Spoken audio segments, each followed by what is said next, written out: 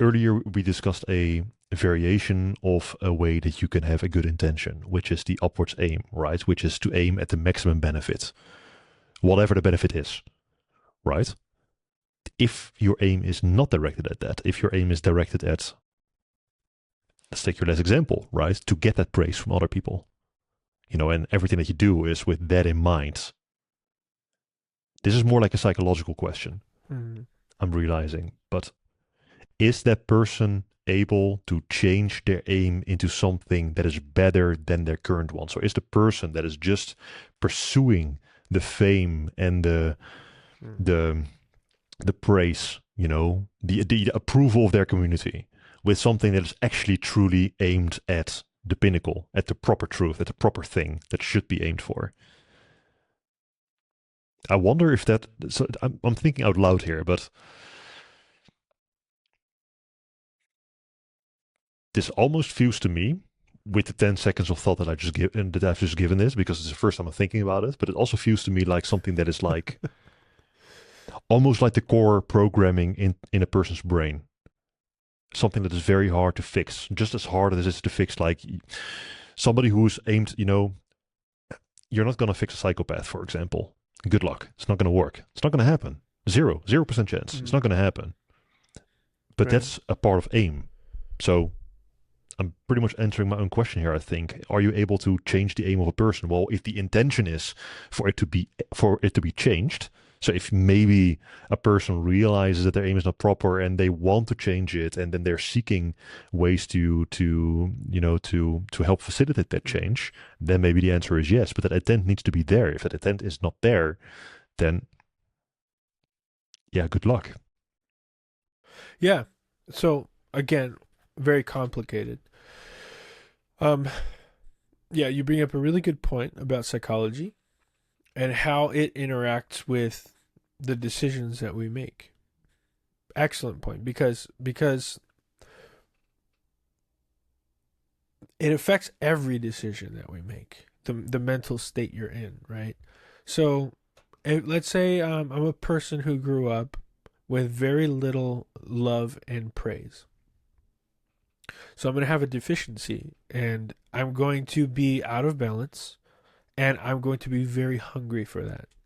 So when I look at people like sports athletes and the star of the team, the beautiful girl, or um, the successful man, when I look at these archetypes and I see what they're receiving as a result of what they're doing, and I want the thing that they're receiving, well, then of course I'm going to try to do what they're doing, right? And it's perfectly logical. There's no issue there. There's no problem with the logic. Um, and I wouldn't say that there's even any moral problem or issue with that at all. It's just really a matter of like, what are you willing to do to get it? How far are you willing to go? What kinds of steps are you willing to take in order to get what you're looking for? So it really, it comes back to ethics. But this is the situation we're all in, right? We all have things that we need. I have needs, you have needs, every person. And how we get those needs met, the decisions we make to get those needs met is what makes us good or bad, not the fact that we have the needs. So, if somebody's psychology is struggling and they have certain desire for praise and adoration and love because they never had that growing up and they need that, if they're willing to do what it takes to get that from people and they do it in a way that doesn't harm people and doesn't violate people, where's the problem? You might say, well, the intention is like, self-serving. Could you describe any action that a person takes that on some level is not self-serving?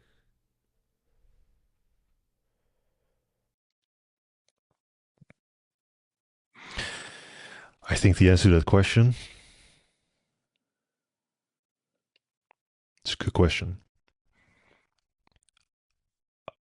I think the answer to that question is no, And the extreme example that popped into my mind is, for example, sacrificing your life for someone else, right? Mm-hmm. So the soldier that jumps on a grenade in order to save their squad, right? When a grenade gets thrown in. Mm-hmm. So the question that you can ask yourself is that not self-serving? Because that's an insane statement to make, right? A soldier jumping on a grenade, how can that be self-serving, right? And that's also instantly the thought that came into my mind. Like, why are Mm-hmm. you even thinking about this? Yeah. But I think it is a legitimate question because if you want to be a good person, because you want to be the kind of person that jumps on a grenade for their friends, and you want to protect the fact that you are a good person, then isn't that the self-serving reason why you're jumping on that grenade? So I'm not saying. So I think the strict answer to your question is the honest answer is I don't know, but I think the answer is that our actions being self-serving always have an element of, sorry, our actions have always an element of self-servingness in it. I think that's the proper way to think about it.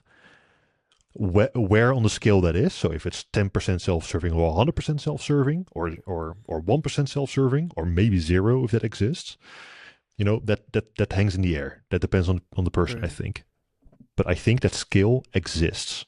And if I ask Mm-hmm. myself the question, is there really something that is not self-serving at all and is honestly aimed to do is honestly aimed 100% to something or someone else?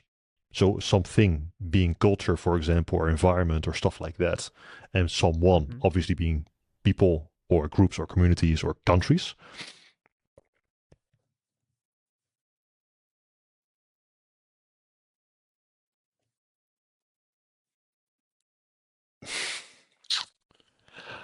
For some reason, the word praying came to mind.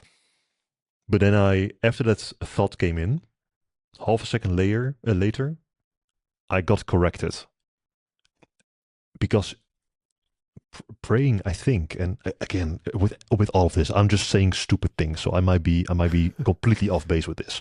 I'm just thinking out loud, and like 90% of at least is just stupid. Yeah, But same. praying is the act of praying is also, finding wisdom and becoming more balanced and setting your aim properly and making sure that the direction that you're going is the proper direction, those sorts of things. So that's also self-serving to some degree. So I think the answer to your question again, honestly, is I don't know, but I'm tilting towards no, it's impossible. There's always an element of self-servingness in it, I think. What do you think about that? I agree with you.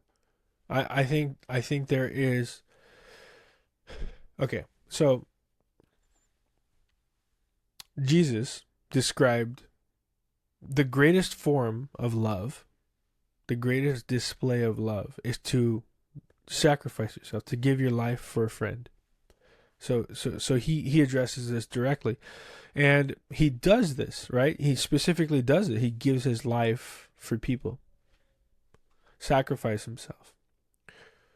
Was there an element of self-servingness? I'm not sure if that's a word, but that thing is that present in Jesus' sacrifice? I would say it is, because why did he do it? He did it in order to foster a relationship between perfection and imperfection, between purity and impurity, between holiness and sin. So there was something that needed to be done in order for him to get what he wanted, and he was willing to do the thing that was necessary. Now, a lot of Christian people will say that that's blasphemous. Oh, you can't say things like that. You don't. Okay, I don't know the heart of Jesus. I don't know what was going on specifically in his thought process, but I know what is said in the Bible, and I know I can look at the situation and analyze it from this perspective and say, Well, he addressed it. He said, "Greater love has no man than he gives his life for a friend." Okay, so there's that. This is the purest form of demonstrating love for someone. And then you can also say, but it's done in service to something, and that something was done, yes, for the people who are receiving the benefit, but also for the person who's doing the sacrificing, because they get something from it as well. And I think you're right on with your analysis of like the soldier jumping on the grenade. Well, when you're training as a soldier, they're they're literally like indoctrinating you with values, honor and service and friendship and fraternity and sacrifice and strength and discipline and all of these things, right? So they're hammering these things, these values into you. And when you see an opportunity to save people and you jump into action and you do it, yes, you're doing it in service to people, but you're also doing it because you're trying to live up to that thing that you're trying to become. You're trying to embody the value of that thing that you're out there for. You're trying to actualize these concepts into something tangible. And so this is where like the symbolic world crashes and collides with the physical world. Um, a lot of times we don't. I'm sure that a soldier is not calculating every single minute detail like this, right? They're not.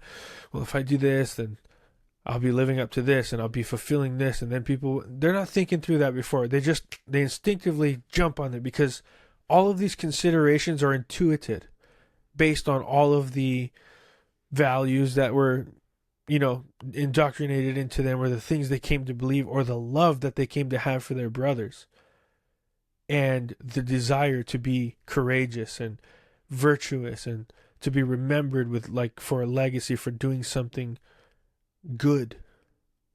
So yes, I think the answer to the question is like you said, I don't know exactly, but there it does seem to be the case that even in sacrificing, even in doing the most selfless thing a person can do, you're also on the receiving end of some kind of benefit from that.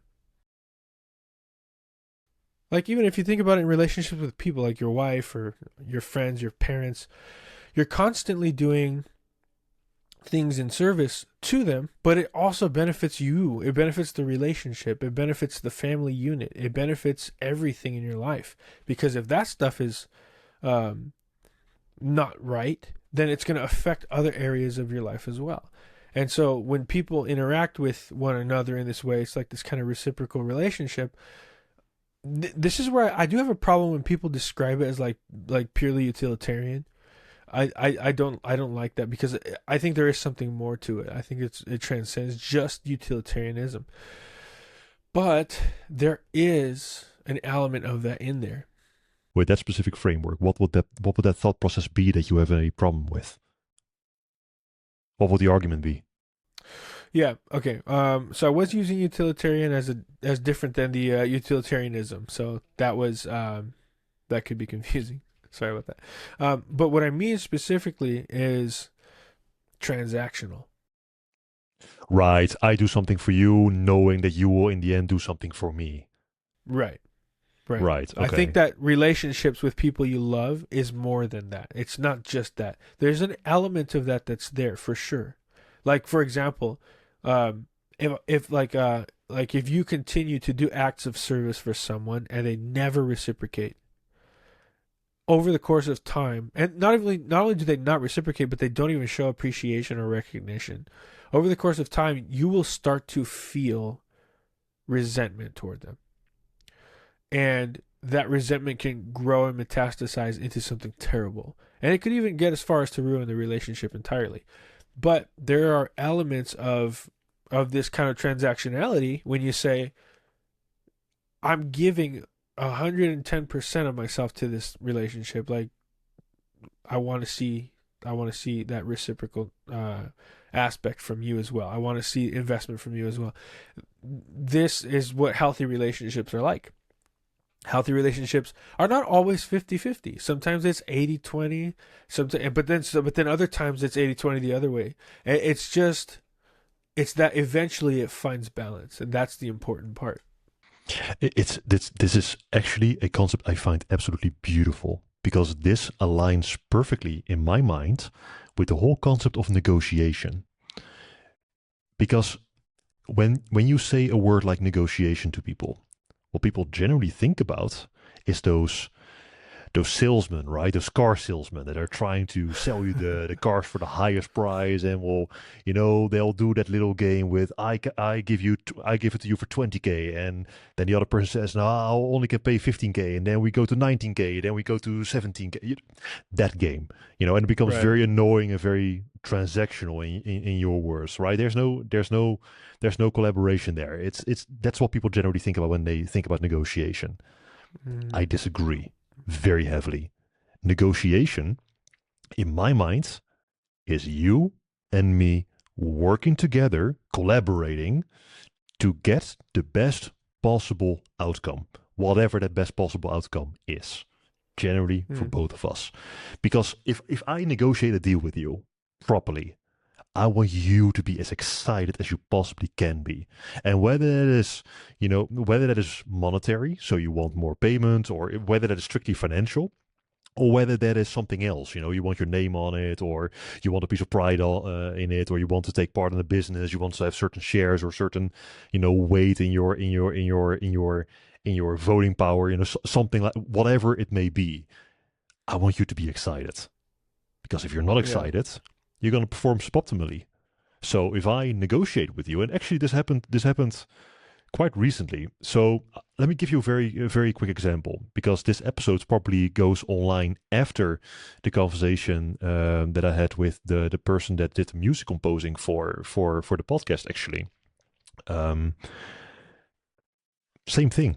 I hired a music composer to score a sound for the podcast, and strictly the deal was, what the original job description was is there needs to be an intro that is 15 seconds long, and there needs to be an outro that is 45 seconds long, and they need to be, thematically similar, so they belong together, right? So it creates the same vibe. That's it. The end result was delivered actually yesterday, and the end result was not 60 seconds of work together, but it was around 3.5 minutes to 4 minutes of work, plus a lot of variations, plus all the individual instruments, everything. That's that's not even 5 times as much as what I asked for. That is 10 times as much as what I asked for, right? And she was incredibly excited to make that because we collaborated. We found a balance in what she wanted to do and what she wanted to focus on and what her vision was, and molded it together with what was actually needed also for the podcast. And out of that came a result that in my mind was way better than what I originally asked for. And she, at the same time, had way more fun making it because it really engaged her in her passion, which is creating music in her musical style. So it was a great deal for both of us. It was an amazing. This, to me, I think there couldn't have been a better possible outcome. This was the best outcome there was. And the reason why I'm bringing it forwards is because back to that whole thing about it being self-serving, I want to be as generous as possible to make the other person as excited as possible so that we can collaborate something that is the best possible outcome. That will, in the end, make her incredibly proud and happy to have worked on it and make her as excited as she possibly can be, and gives me something that's just way more than what I asked for, and it's just of a divine quality. That's the best. So negotiation, right? You're entering into a negotiation. And the goal is not to screw each other over. The goal is to collaborate to the best possible Mm, outcome. And it is self-serving in a way because I know that if I negotiate properly, the end result is going to be way better. And I'm going to be pretty damn happy with that. right. But at the same time, I'm not the only one that's excited. The other part is also really excited. So, yeah, it is to some degree self serving, but at the same time, it's doing a lot of good for everybody around. So, then the question is, strictly from those three perspectives that we described that you described in the beginning of this conversation, is that the ethical way forward? Is negotiating in this self-serving manner, quote unquote, is that the proper way forward? Mm. Yeah, that's a great it's a great example of how all of the ethics that we've been discussing can come together in one situation. So I'll just do this really quickly. Let's say, taking your example of negotiating to have somebody produce this music so that you can get the best result that you can possibly get, be happy with it, but that this other person can also really fully give themselves over to being a part of the creative process. So, like looking at it from the way that you described, you're doing it with this like broad intention of getting the best result. So, one of the things that I would say in terms of like ethics, the thing that's important is that you had this transcendent value that was bigger than just what you want inside of you. So inside Jeffrey wants something that he can use that sounds presentable, that's good and professional, that he's proud of. This is part of the product that I present to the world. Okay. But you added more to it. You say it doesn't have to just be that. I do need it to be that, but it can also be something else as long as it fulfills all of this criteria. That's totally fine. And so allowing somebody else to enter into that collaborative process, you would say, look, here is a good that is outside of me. It has to be these things, right? So it is good, but it could also be other things too. And so that good is outside of that person because it's not just what they would do without any direction. Because if you just said, hey, make me a piece of music, surprise me, they might give you something where you're like, dude, this is not what I want at all. But if you say like, okay, here's the general idea, follow these criteria, and as long as it is minimum this, then I'm good with it. And then that person's able to pour themselves into it and say, oh, like I will fulfill that criterion, but I'm also going to do this, and I'm going to do this, and I'm going to do this. So you've kind of externalized the goal or the truth in the situation, and so it's outside of just you, and it's something that you can aim at with a common goal with someone else. You're the kind of person who would you want to be proud of the thing that you put into the world. So there's all kinds of things that come along with it. There's all these values that come along with that. Would be like, you want to be competent, and you want to be professional, and you want to be thorough, and you want to have all of these qualities that you consider to be value.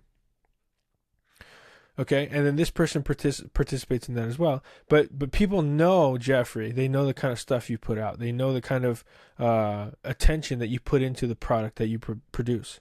So if it was suboptimal, if it's sub quality, then people would be like, you know what? That's that's not what I thought Jeffrey would use. So there's that to consider. People understand who you are by the way you've lived, the patterns you've exhibited in the past. So they have an expectation, but more importantly, you have that expectation of yourself. And so this other person lives out that. So you say like Jeffrey is known to be the kind of person that makes good choices and decisions when it comes to putting out good products. Okay? There's some virtue ethics for you. You say like deontology, you want to look at it from that perspective and say, here is the criteria that must be adhered to at a minimum. So I need X, Y, and Z. I'm not going to say you can't put more, but I do need X, Y, and Z. So here's the rule set. And I want it to be reasonable within my budget, but I also want it to be fair to you.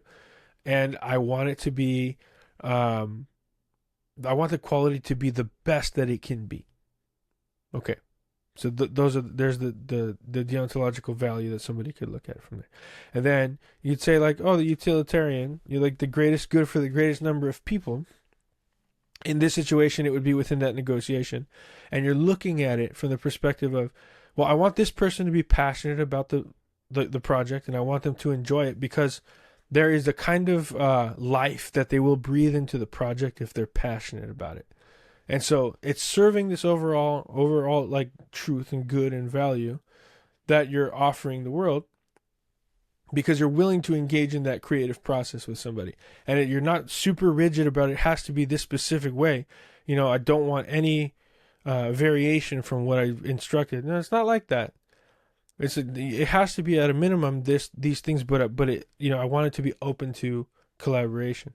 And so if you look at it from like what, you know, the ethics of a situation like that within a negotiation, you're fulfilling all of these criteria, and you're also allowing other people to, you see, because from the perspective of the person who made the music, they have all these things within their own value system that they have to they also have to fulfill these criteria in order for them to truly be engaged in this creative process. And I really do like what you said about how negotiation can be basically like an open door for other people to collaborate with you in a way that allows both people to get something that's greater than what they expected. It's not just a job for that person. It's an exciting outlet of expression. And it's not just music for your podcast. It is something beautiful that you're proud of, that you're going to be able to use for, you know, however long you use it for. When we are talking about ethics, what do we mean exactly? It's this interesting thing. It has to do with like a relationship with ourselves, but also with other people. Why did you do something? Well, I wanted to. Why didn't you do something? Because I didn't want to. You know, with every choice and decision you make, you're thinking about it from the perspective of what kind of person will this decision make me? Sometimes in order to pursue what is morally correct or morally good, in fact, often, you have to